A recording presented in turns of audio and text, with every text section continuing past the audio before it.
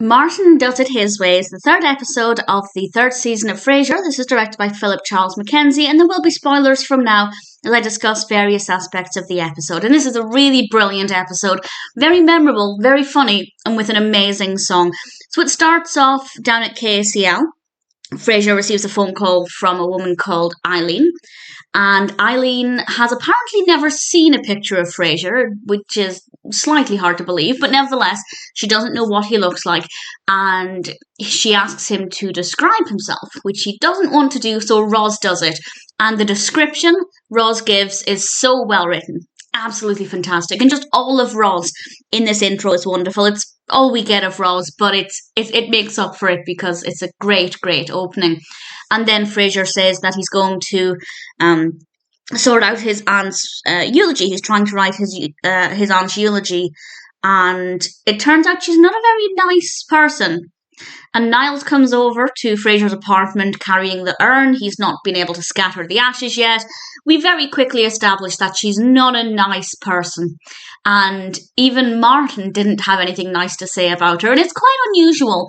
It's not that it never happens, but it's unusual for Martin to have the same opinion as Niles and Frasier. And this is the case here, and it works very well. And they start to talk about how she wanted to go to warmer climates, but she never bothered to do it, wasn't willing to put the money into it. And that leads us on to the next part of the narrative, and we have these two main narratives, both really taking equal amount of weight, but both blending in together really well. And Daphne reveals that Martin has a shoebox with his own dreams. And we're left hanging in suspense for a couple of minutes. And I really like that. It doesn't give the game away immediately, and we're wondering what could possibly be in this shoebox.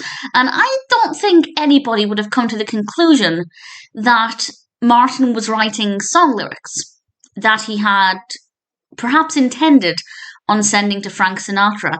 And that's, I think, so sweet that we have this creative, passionate side of Martin that we don't normally get to see that often.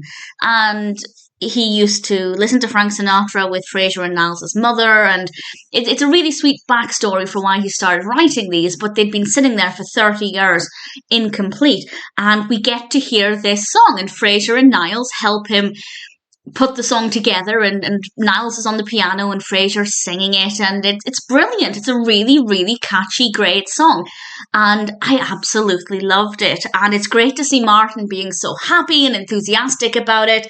And yes, obviously they don't completely see eye to eye with every aspect of the song, but while Niles and Frasier kind of slightly started to take over, ultimately it was still Martin's song. And Martin got to make the final decision. And they finished it, and he sent it off, and Martin was delighted, and I loved that. And I love the fact that he's really happy, but I also love the fact that we're seeing somebody who has had this dream, and they finally finished it after 30 years. And I think that that's such a beautiful message, that even if you had a dream and you gave up on that dream, it's never too late to go back to it. Regardless of what happens to this song afterwards, just the joy of completing it is such a great satisfaction. We can really see this in Martin, and I really enjoyed that. Unfortunately, we do get the scene in the car where it's emotional, but it's quite funny because Martin reveals that he got the rejection letter. And I'm not entirely sure of the timeline with this, but that seems like a very quick response to me. But nevertheless, he gets the rejection, and he's obviously not very happy about that, but he's still glad that he finally managed to complete it. And that's the most important part, because he tried and he did it. He succeeded with completing the song. But also, while we have this emotional exchange between Martin and Frasier, in the background we get to see glimpses of Niles trying to open the urn, and it doesn't go to plan. Frasier has to help him. The ashes go everywhere. This is exactly what their aunt would have wanted as her, final bit of nastiness, just covering them in herself, basically. And then the rest of the episode is at the church, and Frasier gives the eulogy, and I think he managed to do it in a way that's quite clever. That he managed to say the truth without being mean. and I thought it worked very well. And he gave a speech about the importance of trying and never giving up, which was something his aunt apparently had said. And we have that brief moment of Martin smiling. It's so lovely.